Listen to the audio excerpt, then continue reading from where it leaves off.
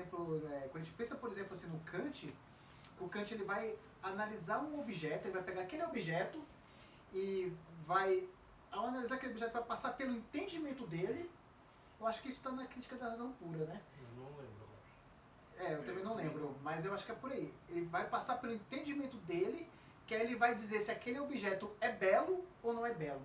Então, nessa questão da estética, das sensações, porque é uma sensação. Então, através dessa sensação do entendimento dele, vai passar dessa razão crítica, ele vai dizer se aquele objeto é belo ou não é belo. Assim, eu discordo de Kant, porque Kant, quando você fala que ele analisa o objeto, não existem objetos concretos em Kant. Então, assim, seria uma contradição de afirmar que analisa o objeto adentra no sentido, de alguma forma, ele chega numa inspiração estética. Porque não existe um objeto concreto real. O que para Kant se observa são as sensações e o mundo é um fenômeno que eu não conheço. Não sei se a pronúncia está certa, né? É no homem, eu acho. Que é o mundo concreto, que ele admite que existe um mundo concreto, externo ao indivíduo. Só que este mundo ele não é conhecido.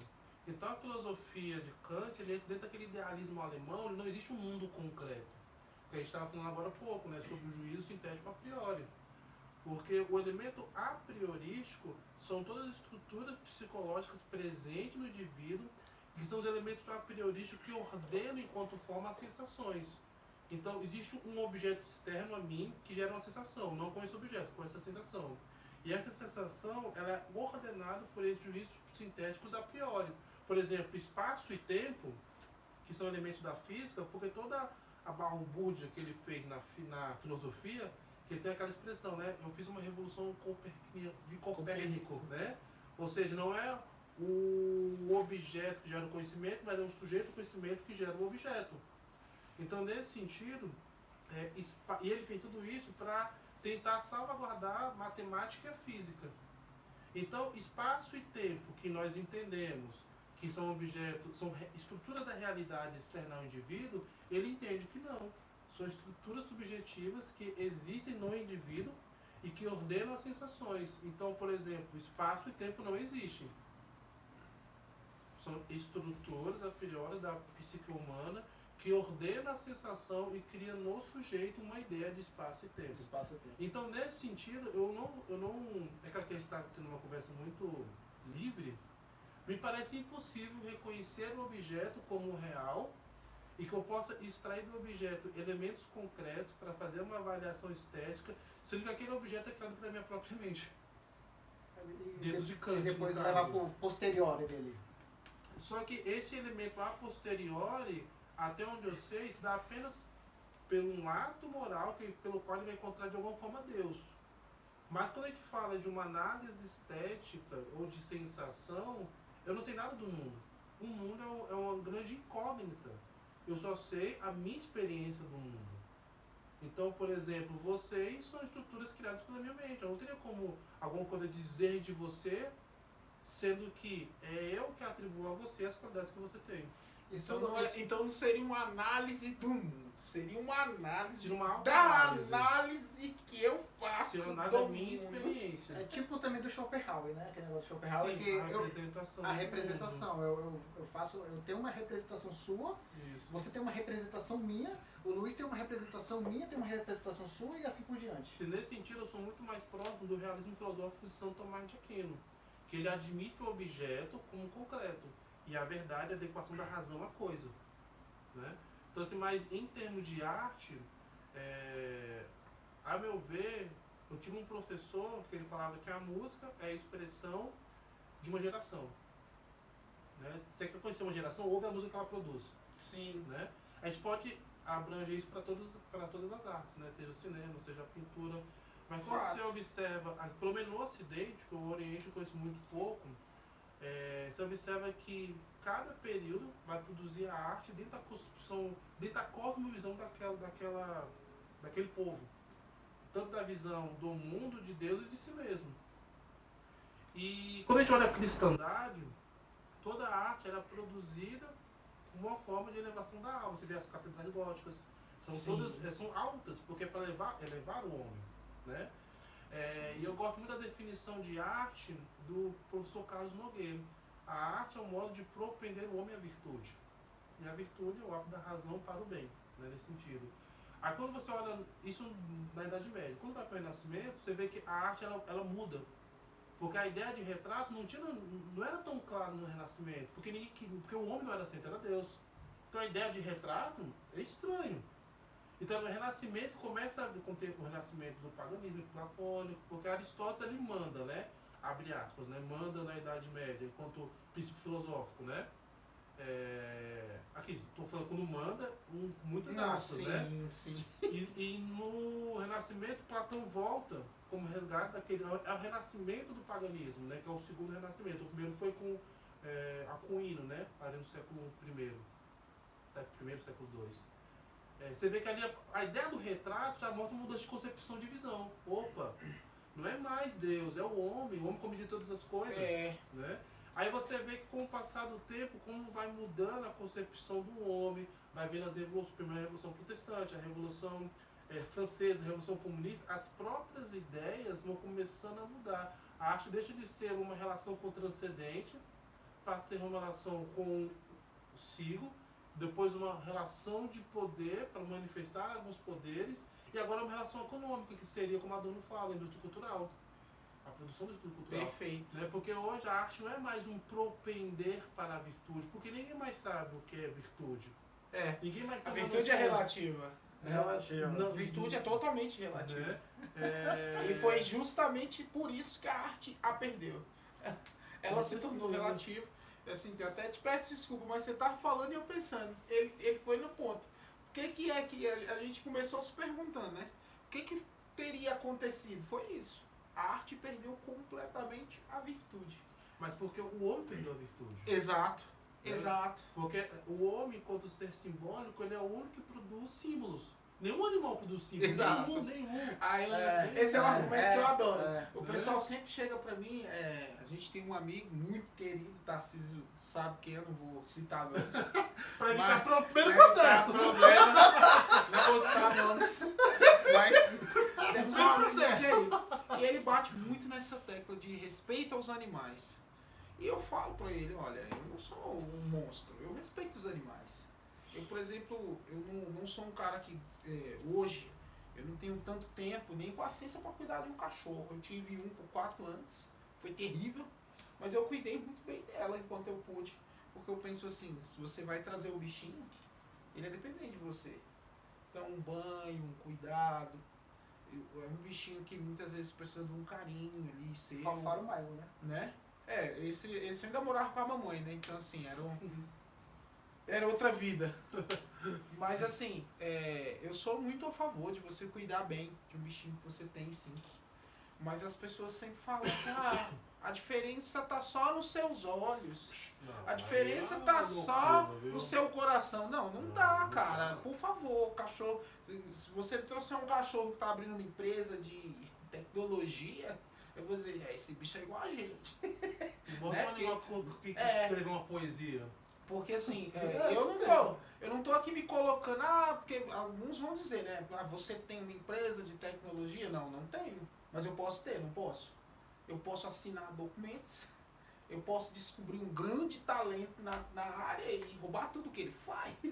Eu tenho essa capacidade. Você pode ser mal, o animal não pode ser mal. Exato. Eu tenho Pra essa... ser mal depende de liberdade, Exato. de instinto. Eu tenho essa capacidade, exatamente. E assim, eu não vejo essa capacidade nem no chimpanzé, que é muito inteligente, que tem polegar opositor.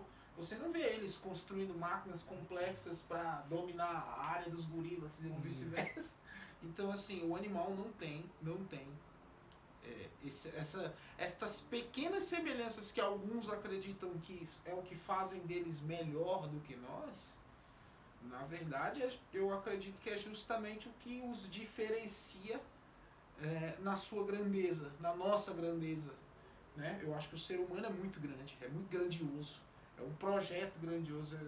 Eu sou um cristão convicto por isso. Eu falo, cara, meu Deus, não tem como. Olha para as pessoas e você vai ver. Tipo, então, assim, o homem, ele naturalmente, ele é melhor que o animal. Ele é. E também não por tem um como. erro de escolha, ele pode ser pior que o animal. Pior do que o animal. Só que o animal ele nunca vai ser melhor ou Ou pior do que pior. ele já é. Exato. Não tem como. Não, isso aí. a prova disso é a natureza do preconceito.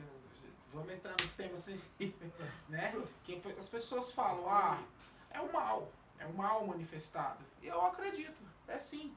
Né? É uma das inúmeras manifestações maléficas, uma delas é o preconceito. Mas, sendo bem sincero, ele é quase pragmático. Porque ele acontece o tempo inteiro. E ele nasce literalmente do nada. Entendeu? E muitas vezes por motivo nenhum, ou por muitos motivos, entendeu? Mas ele acaba sempre sendo a mesma coisa, né? Uma pessoa ali, ela cria um juízo de valor, dado uma determinada situação, e sempre uma situação de desagrado, né? E aí pode ser uma situação real, ou pode ser uma situação kantiana, que ele gerou na cabeça dele. Mas a partir dali, ele toma a nobre atitude de não lidar mais com aquilo ali. Ele só reproduz o que ele viu e viveu para todo mundo. Tipo, a pessoa que acertou a minha cara com a pá não tinha uma perna. Aí toda vez que ele vê alguém sem uma perna, ele vai dizer, isso é safado. Se tu der mole, ele bate em você com a pá. E é a natureza do preconceito, pra mim, entendeu? Tipo, é uma idiotice sem par. Curioso eu ter falado do exemplo com a pá, né? É aleatório. Mas assim, é totalmente aleatório. E é por isso que eu trato com não é com a naturalidade. Não acho que as pessoas deviam naturalizar uma coisa dessas. Mas eu sinceramente me pergunto se a gente devia mesmo discutir isso. Ou se a gente devia ignorar o ponto dele se sentir tão constrangido que ninguém nem mais fala a esse respeito. Quem falar paga de idiota. Entendeu? E banir as pessoas que o fazem da melhor forma, que é simplesmente não dando ibope para eles. Né? E por que eu estou falando isso? Porque se você chegar, por exemplo, para um leão e ridicularizar ele, o que acha que vai acontecer? Ele vai partir você em duas bandas, porque ele Se você não tá... estiver no recinto dele, Ele- ele só tem um objetivo. Se Ele cair dentro da... Exato, ele é No um recinto leão. dele. Não, e ele... A graça é que assim, ele é um leão, cara. Ele sabe que ele é um leão, é só o que ele sabe. Então, E ele nem sabe que é um leão. Ele nem sabe, Ele só né? vive como um leão. Ele só vem Então, pelo instinto, né? Então se você chegar lá e disser... Ele não tá nem aí se você acha que ele é ridículo. Você é um leão que se identifica como tigre. Leão, sua juba é ridícula. Ele vai olhar pra você e vai te partir no meio. Então assim, porque o ser humano é um ponto que é curioso, né? Esse tipo de grandeza as pessoas não querem ter. Esse tipo de entendimento, de inferência, elas não fazem. Porque o animal não liga, né? Por quê? Porque ele segue um instinto, o instinto primal dele, a sobrevivência dele, a casa dele, o filhote dele. O ser humano, nesse ponto, devia ser mais preso a essa natureza animal. Porque eu sou negro, o que eu posso fazer a respeito? Nada. Ah, mas o fulano não acha bom. Aí é um problema totalmente dele. Agora, se ele invadir o meu espaço, eu tenho que fazer o mesmo que o leão. Partir ele do meio e acabou. Entendeu? Não precisa haver uma discussão elaborada. Da mesma forma que não precisa haver uma discussão sobre eu ser ou não melhor do que o chimpanzé. Poxa, cara, é sério. As pessoas ainda dizem que estão evoluindo. Tipo, porque algumas coisas são evidentes, né? demais. Então, assim, só que a evidência de um fato depende do sujeito que observa, né? Porque por exemplo, se a minha visão estiver muito ruim, você não é evidente para mim, mas o problema não é você, é a minha visão. Exato. Né? Então, assim, para perceber algumas realidades que são evidentes, como a distinção clara, ontológica entre uma pessoa e um animal, como você falou, não devia ser matéria de discussão, deve ser matéria. Olhei, alguém falou, alguém só verbalizou para ver se todo mundo está na mesma sintonia, todo mundo viu que estava, vamos passar para o próximo tópico. Né? Então, assim, isso mostra justamente a paralaxe cognitiva, né, que coloca o Olavo de Carvalho, E querendo ou não, como eu gosto muito do Tomás, eu vou citar sempre São Tomás, né? É justamente a verdade, a educação do intelecto à coisa. Né? Então, o que foi, uma outra realidade que foi acontecendo a partir do declínio da cristandade, todo esse processo, justamente esse distanciamento cada vez maior do homem em relação à própria realidade, ou sua, ou do outro, ou mesmo de Deus. E interessante que sempre houve um processo meio que dialético, e aqui eu não estou concordando nem com Kant nem com Hegel, mas é interessante que houve num determinado momento uma grande racionalidade, o iluminismo, e depois veio uma grande sentimentalidade, veio os românticos. Quase sempre veio uma realidade, identifica um ponto, é razão. Não, agora é mais razão, agora é os sentimentos, agora é a imaginação. Ou seja, hoje nós não estamos nem mais na razão, propriamente, no racionalismo na verdade, né? E nem propriamente um sentimental, mas estamos no mundo da imaginação, né? Niilismo total, Paulo? Eu não diria nem um niilismo total, porque existe valor, ou não contravalor de expressão, mas valores que primeiro não são valores que estão em voga. Existe o que eles chamam de, eu te entendi, é o que eles chamam de quebra de tabus. Sim. Quebra de tabu é uma frase que eu não passei a não suportar, porque é justamente o que o nosso objeto de discussão. O único valor, eu acredito que agora, hoje em dia, pelo menos que eu observo, é a tradução daquela frase de Nietzsche, que ele fala que faz filosofia com um martelo, né? Que ele destrui tudo que está em volta. É quase como se tudo fosse Nietzsche. Todo mundo é Nietzsche, só que tem as capacidades intelectuais dele. Né? Exato. Querendo destruir tudo em volta. Não, e não é à toa que você vê assim, eu falo com muita convicção, eu não gosto, é um autor que eu não gosto. As pessoas assim, mas você tem que ler melhor. Eu falo, não, deixa eu explicar pra você.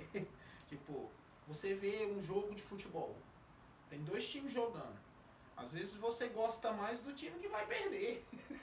Entendeu? Às vezes o seu time vence, mas às vezes ele perde para um que você não gosta tanto. A realidade é essa. Assim como você vai ler, você vai gostar ou não de um time, você vai gostar ou não de um autor, você vai ler, vai ver, e talvez você não vai gostar. Eu li e eu penso, poxa, não gostei. Mas eu não estou dizendo em momento algum que ele é um cara burro, que ele é irrelevante e estúpido. Igual eu acho de alguns. Eu confesso, tem pessoas que eu acho, eu falo, olha, infelizmente, se o fulano fosse raptado, tipo, só a mãe dele ia ficar chateada. E eu não tô sendo maldoso com a pessoa, também é a realidade. Né? Mas assim, no caso do Nietzsche é uma pessoa importante. Né? Mas não é um autor que eu goste. Mas as pessoas têm se abraçado bastante nele. Eu acho que muito por conta disso. Eles têm essa ideia hoje da desconstrução como prioridade maior. Né? A observação, por exemplo, do classicismo não existe. Não, é retrógrado. O Tarcísio viveu isso. Tudo que era antigo, não, isso é retrógrado. Não, isso é atrasado. Isso não é atrasado. A gente usa o sistema de algarismo árabe ainda. Isso é atrasado. Essa é a publicidade de que tudo que é novo necessariamente é bom. É bom, não é. Se fosse, vamos ser honestos, a gente tava usando, sei lá, os números lá, a língua do predador já, que aparece lá na árvore do predador. Mas a gente continua usando a linguagem, a gente continua usando os algarismos, coisas que foram descobertas há muitos anos atrás, entendeu? A soma dos quadrados dos catetos continua representando. Continua em vigor, né? Aí continua em vigor. Aí achar a hipotenusa continua seguindo a mesma fórmula. Ou seja, não conseguiram derrubar isso. Isso é funcional. E assim, é aí que está o grande dilema entre conservadorismo e o progressismo em si. Né? E não estamos nem entrando na seara política. Mas assim, eu imagino que o ideal é aquilo que eu preciso mudar, eu mudo. Aquilo que eu não preciso mudar, eu nem mexo. Com certeza. Por quê? Poxa, eu já tenho um telhado. Tô aqui, a gente tá aqui debaixo dessa laje. A chuva vai vir e não vai molhar a gente. Ah, não. Telhado de laje? Não, você já tem mais de 40 anos que fazem isso. Vamos quebrar. A gente vai pegar a chuva até a gente pensar num novo tipo de telhado. Mas isso, Então vamos usar o Isso- telhado que existe. isso não é proposital? Assim, sempre eu vou voltar lá pro dadaísmo, essa desconstrução, Sim. né, do mictório, essa construção aí da arte, o que é o clássico ali do grego, ou então do renascimento, não vale mais. Então vamos desconstruir, fazer uma coisa. Aí volta, aí você pega essa engenharia, não seria uma engenharia ali que o próprio Gramsci colocou, vamos dominar a parte cultural. Porque, na verdade, assim, eu concordo com... assim, tudo muito especulativo, né? Sim. Assim, mas é possível que haja pessoas que pensem, mas não necessariamente pense a longuíssimos prazos, pegando a história total, né? Se a gente for pensar novamente, depois da cristandade, né? Quem historicamente é pensado, né, como o primeiro grande revolucionário no Ocidente? Lutero. Só que não era só Lutero, tinha um grupo em volta dele. Exato. Né? Coloca tudo nas costas do Lutero, só que ele fez muito. Só que sim, por exemplo, os Isso é só o estados, arquétipo, né? os estados já queriam uma certa... Tava começando os estados-nações. Já estavam querendo fugir do jugo de Roma. Então que Lutero, ele sozinho ele não conseguiria. Jamais. Né? Mas sim, ele estava ali e teve apoio. Né? Aí ali depois dele, aí temos a Revolução Francesa, aqueles que pensaram naquela estrutura, só que sim, teve indivíduos que pensaram antes, né? Como Sim. o Jean-Jacques Rousseau, que você gosta tanto, É, o iluminista, né? Ou seja, ideias têm consequências. Ideias têm consequências, né? Sim. Até chegar na Revolução Francesa, na comunista, e chegar neste caso na escola de Frankfurt, já que ele é um italiano, né? Ele pensa a partir dali, mas houve indivíduos que pensaram antes e que meio que entraram numa corrente de mudança que quando começou, não teve mais como parar. Então assim, você pode até observar que antes do cristianismo vingar, havia você pode até observar na estrutura histórica do Antigo Oriente, antes do cristianismo, havia as grandes noções de controle mundial, os grandes impérios que foram se substituindo. Sim. Quando chegou o cristianismo no Ocidente, essa ideia meio que morreu. Ela ficou contida. Esqueceram totalmente. Né? Esqueceram, porque a ideia de homem, a relação do homem, não estou dizendo que era perfeito, porque havia da crime, havia da morte, mas houve uma mudança. Só que com a queda da cristandade, com o advento da Revolução Protestante, é como se abrisse um dique de revoluções. Né? Eu estava assistindo uma aula que o que o Lutero fez? Né? Havia três realidades de poder. A primeira que foi tirada foi a igreja. Ficou Deus, ficou Cristo. Aí depois veio a Revolução Francesa, com essa ideia de deísmo, que eles tiraram, Cristo não é mais o único mediador. Aí ficou só Deus. Aí veio a Revolução Francesa, comunismo que eles fez, não tem nem mais Deus. Tem Deus nenhum. Agora é o Estado. Tem Deus nenhum aqui. abolimos- Aí depois veio a escola de Frankfurt, agora a ecologia da libertação, o que tem agora? Agora o homem é o problema, não tem que salvar a terra. Porque o homem é um câncer. Leonardo Boff escreve isso na Nossa, mas é isso. né?